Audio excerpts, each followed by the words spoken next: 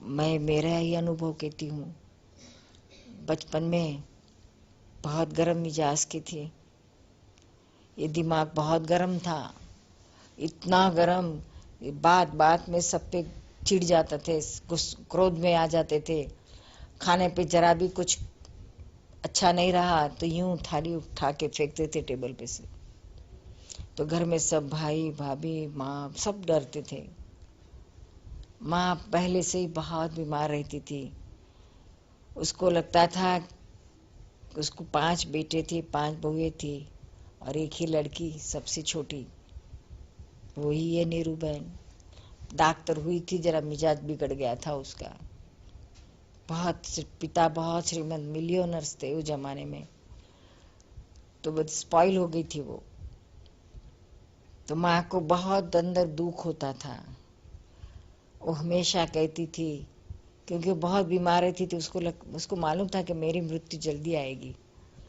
तो कहती थी कि मुझे मेरी बेटी है फिर भी अपनी बहू के पास से सेवा लेनी पड़ेगी।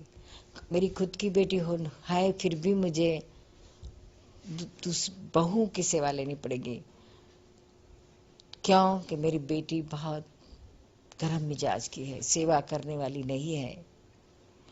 शायद मैं जब बिस्तर पे रहूंगी तो मुझे हरदूत भी करेगी। तो उसको बहुत दुख था। और मेडिकल में पढ़ाई चलती थी, इसलिए सेवा वेवा करने की बात ही नहीं थी। अचानक माँ बहुत बीमार हो गई, सीरियस हो गई। 6 महीने तक वो बिस्तर पे थी। उसको बहुत ही डायरिया होते, दिन में 20-20, 30-30 बार उसको डायरिया होता था। रात भर ही होता था, दिन में भी होता था। पता नहीं क्या अंदर से हो गया कि माँ की सेवा करने का जबरदस्त भाव हो गया।